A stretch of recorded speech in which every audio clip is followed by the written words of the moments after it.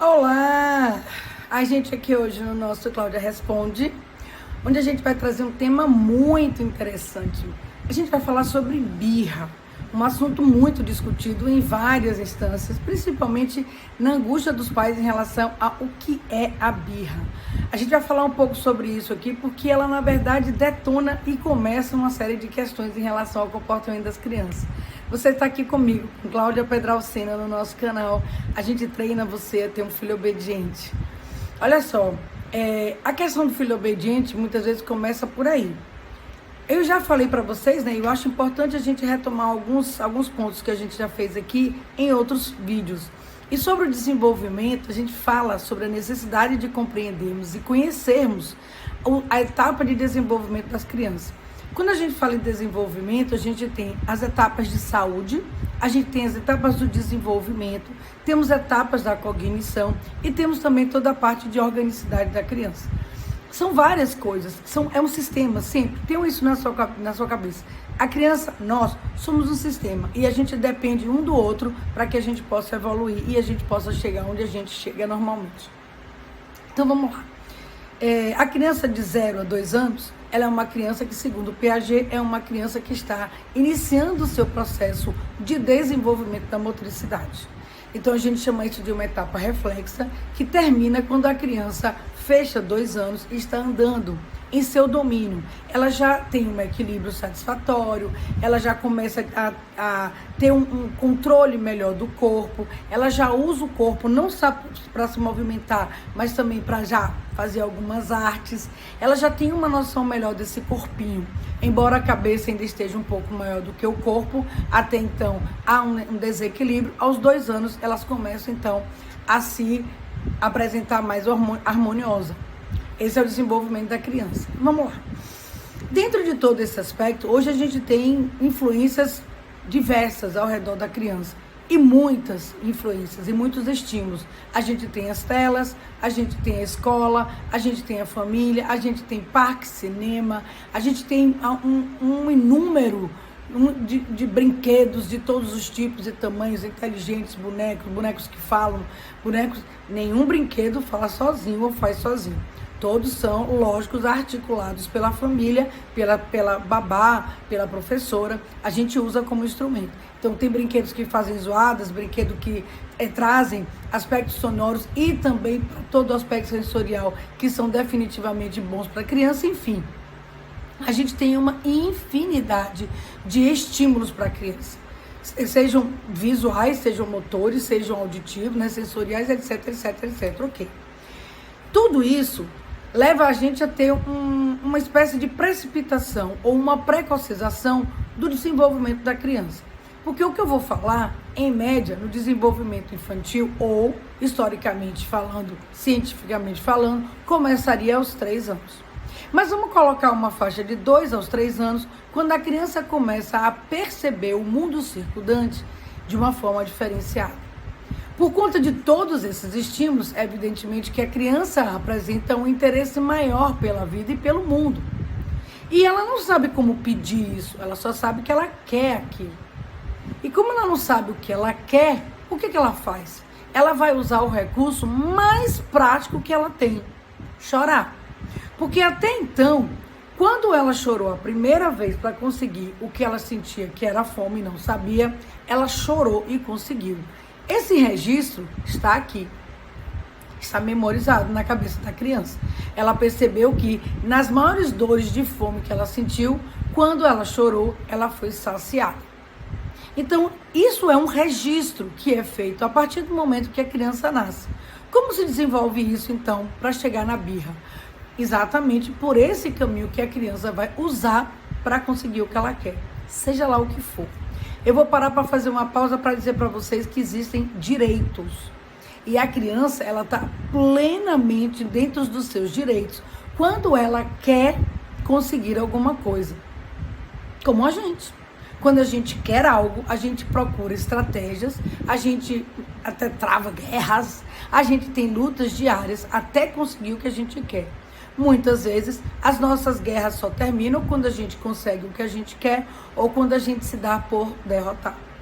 A criança, ela não tem essa noção de derrota, ela quer. Então, o que ela vai fazer naquele momento? Ela vai chorar. Ela vai chorar para querer aquilo. Do mesmo jeito, de um vídeo também que eu já postei aqui sobre o desenvolvimento da criança. Quando a criança levanta a mão para bater e o pai diz assim, não, que isso dói, você está batendo no papai, a gente vai fazer com choro. Então a criança vai chorar. No primeiro momento ela vai chorar e você vai dizer, mamãe, tá chorando por quê? Mamãe tá dizendo que não e a gente não vai poder fazer isso agora.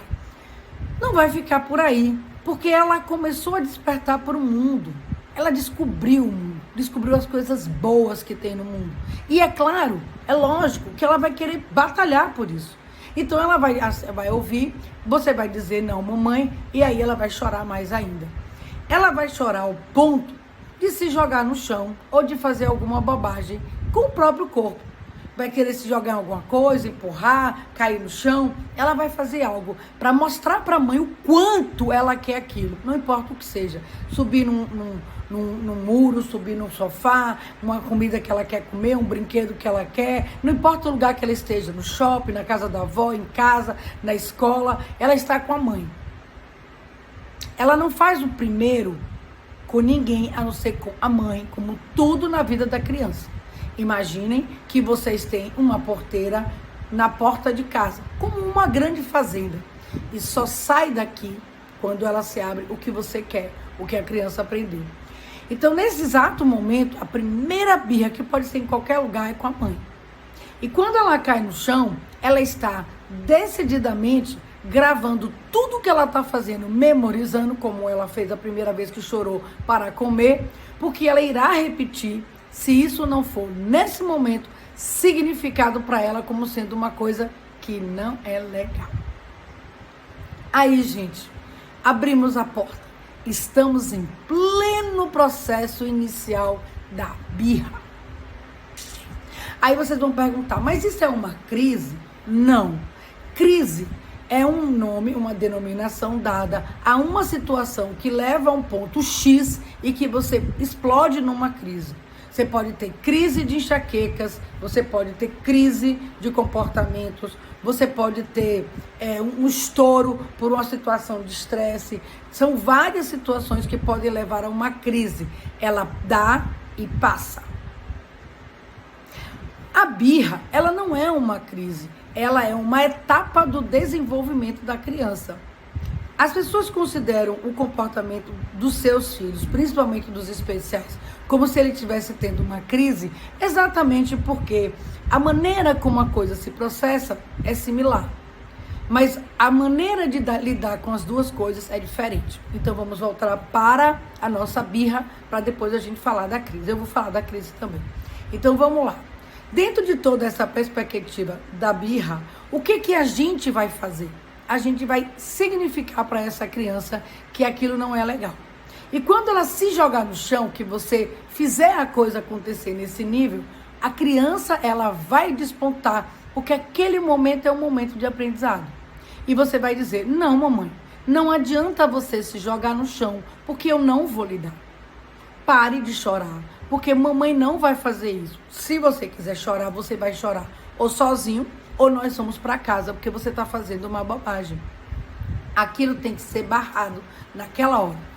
Além disso ser a primeira birra, o primeiro estágio de desenvolvimento do meu querer, eu também estou ali gravando como eu vou fazer para tudo isso acontecer. E no momento em que a mãe mostra aquilo tudo como sendo uma grande ferramenta para os pais, no processo de aprendizado da criança para startar aquilo que eu chamo de controle inibitório, que está exatamente na função executiva, que eu venho batendo nos meus vídeos sempre, a gente vai começar a colocar exatamente em prática. Ali está o aplicativo do não. Nesse exato momento a gente faz isso. E a criança então vai parar para entender o que está acontecendo. A partir do momento que ela parar de chorar e se acalmar. Porque ela vai ter todo aquele chororô, você pode colocar ela sentada em algum lugar da água, você pode esperar passar, então chore, quando você parar, a gente conversa, você pode colocar ela no quarto e dizer para ela, fique aí, porque mamãe não vai ficar com você, porque eu já lhe disse que não é não. Quando você se acalmar, saia do quarto e me procure. Não necessariamente estamos colocando de castigo, mas a própria situação demonstra um momento de contenção. Ele é necessário para que a criança realmente entenda em ação o que os pais estão fazendo. Não adianta só conversar, porque a criança não tem essa complexidade, essa subjetividade, esse processo de abstração disso que eu estou tendo com vocês, falando e explicando.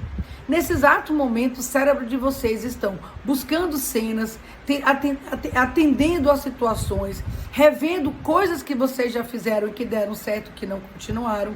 Porque no fundo, quando vocês fazem isso, vocês esperam de uma forma ingênua que a criança pare imediatamente, porque vocês estão explicando o que está acontecendo. E não é assim que acontece. A gente não pode esquecer que são crianças e que tem direito, e que ela está lutando pelo que ela quer, como eu também luto, como vocês também lutam, só que do jeito dela. E a forma da gente fazer com que essa luta não seja mais dessa forma, em forma de birra, aí sim, é esse momento que vai modificar tudo. Aí vocês estão pensando assim, mas o meu filho ainda faz isso, e já passou dos 3 anos, o que eu faço agora? Por isso que o FAQ, a Família Construindo Comportamento, vem aqui para ajudar vocês. É por isso que eu criei essa situação de acompanhamento. Porque a gente vai ter que ressignificar padrões de comportamento. Para que a criança sofra o mínimo possível e que a gente possa conquistar em uma semana o resto de paz para a minha vida. Essa é a grande questão. Porque vai ter que mudar. E muda? Claro que muda. Lógico que muda. A gente vai falar de plasticidade cerebral nesse contexto. A gente vai falar que a criança precisa disso nesse contexto. A gente vai falar que existe todas essas funções, que é a função executiva e que tem o quadro e tem esse sentido do controle inibitório na cabeça da criança. Existe uma condição necessária para que a criança aprenda. Então, que muda, muda. Só não deixem chegar com 15 anos, que aí o bicho pega, porque eu estou falando de uma cabeça que já entende e que termina se associando de uma forma confortável a essa coisa de fazer só o que quer e achar que deve mandar no mundo do jeito que quer e as coisas são você do jeito dele. Em contrapartida, então, quando a gente pensa numa educação permissiva, laissez-faire, como eu falo, que deixa tudo à vontade, infelizmente, a gente leva a um quadro do que as pessoas chamam de crise. E uma outra justificativa muito grande para as pessoas que não apresentam esse tipo de atitude para as crianças no momento da birra são muitas, porque se abrem leque. Primeiro, as crianças especiais ou que apresentam algum sintoma de ser especial na deficiência ou no transtorno, não tem nada a ver o fato de não conseguirem se controlar ou a birra ou saber ou não. Não existe isso, nem na descrição do checklist da sintomatologia. Essa coisa de ter aversão ou resistência à frustração é exatamente as pessoas que não pararam no momento certo, não startaram, não botaram o aplicativo do não no momento em que a criança fez a birra. Então eles desenvolvem todo esse aspecto que não tem nada a ver com o diagnóstico. Então, por favor, não me venham com desculpa de que o meu filho não para porque ele tem transtorno ou mesmo que ele tem alguma deficiência, porque não é desculpa. Pelo contrário, como eu já disse aqui, esses são os nossos verdadeiros espiões e não mais os nossos soldados. O soldado, ele tem um treinamento hard e o espião tem 2 vezes mais. A criança especial, ela precisa de uma intervenção como essa dobrada, porque a gente precisa fazer ela entender definitivamente que ela não precisa ser estigmatizada, nem por mim, terapeuta, nem por vocês pais. Ela pode viver uma vida o máximo que ela pode, aproveitando o máximo que ela pode para se desenvolver. Então é importante que a gente pense que crises que são chamadas pelas crianças necessariamente não são crises, são birras anteriores que não foram tratadas, estimuladas, não houve uma intervenção para que a criança compreendesse a vida de uma outra forma. Chocante. Ave Maria, pirei o cabeção e agora tenho que refazer. Tenho que ressignificar o comportamento do meu filho. Sim, temos. Juntas a gente pode fazer isso. Vocês vão me perguntar, isso dá certo? 100%. Sério? Sério? Dá certo sim.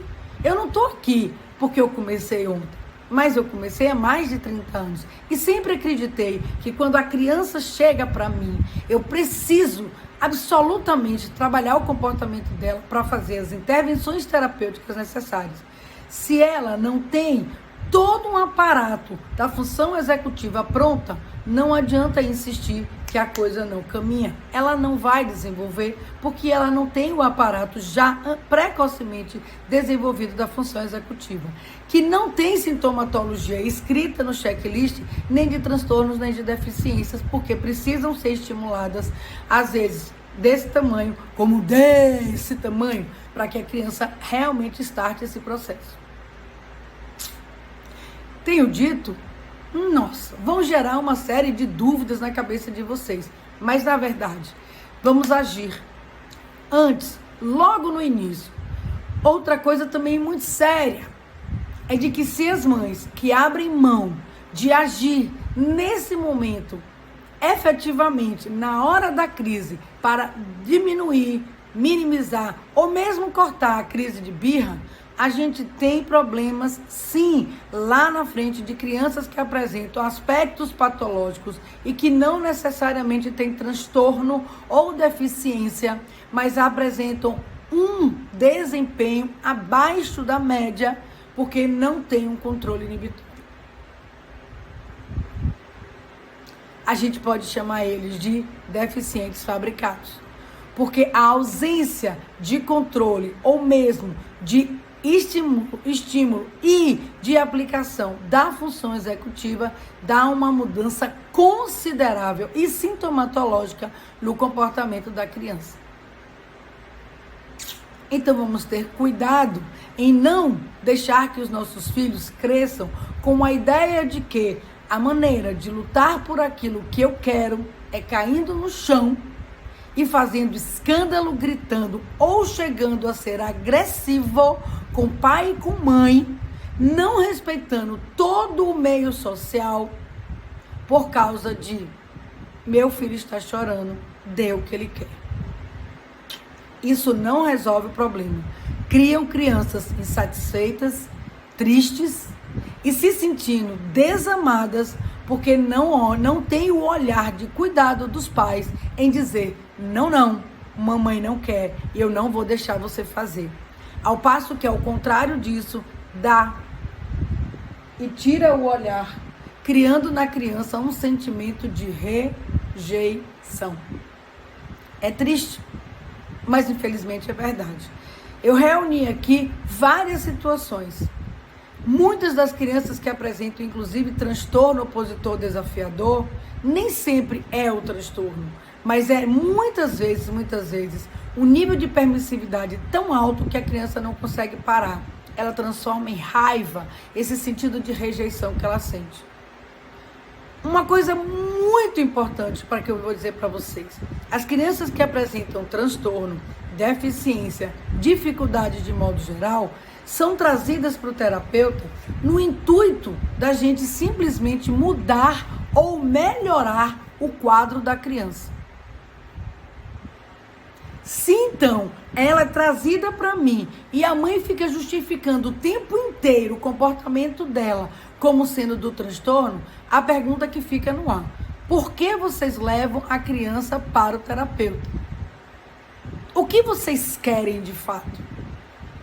O terapeuta está ali para mudar, porque ele acredita, entende e estudou sobre plasticidade cerebral, o comportamento, desempenho e funcionalidade da criança. Se a gente justifica tudo e não aceita a orientação do terapeuta para mudança de comportamento na educação informal, para que a criança tenha um retorno singular e sensível ao processo da terapia, para que vocês levam a criança ao consultório? Terapeuta não é amigo de pai e mãe. Terapeuta existe para incomodar, para mudar, para levar os filhos de vocês a uma mudança de comportamento. E isso requer, com certeza, sacrifício e mudança de paradigmas e de comportamento dos pais, avós, tios e quem quer que circunde a criança. Aí agora sim, tenho dito, birras e crises, de modo geral, são trabalhadas com mudanças de comportamento, com a família construindo comportamentos junto aos seus filhos. E aqui tenham ou não tenham um diagnóstico. Para as crianças que têm diagnóstico, eu treino vocês, eu ajudo vocês, a gente muda o comportamento para que os filhos de vocês tenham um comportamento obediente. E fica aí a deixa para quem não tem filho especial. Vamos pelo mesmo caminho. Vamos dar as mãos e, a partir de hoje, começar a repensar o meu comportamento frente ao comportamento do meu filho. Fica a dica. Acho que deu para vocês entenderem a diferença entre birra e crise. Deu para entender que não justifica o comportamento com esses comportamentos efetivamente fora de um esquadro e mesmo adequados para o mundo social e que não levam a criança ao aprendizado, e que a mudança de comportamento começa em casa e que a orientação do terapeuta deve ser levada em consideração, porque terapia não é milagre. Beijo no coração. Eu sei que é difícil, mas a gente está aqui. Cláudia Pedral Sena, com vocês, nesse canal para a família, ajudando e treinando vocês a terem filhos obedientes. Cláudia Responde termina hoje aqui e na próxima segunda-feira estaremos juntos. Beijo no coração.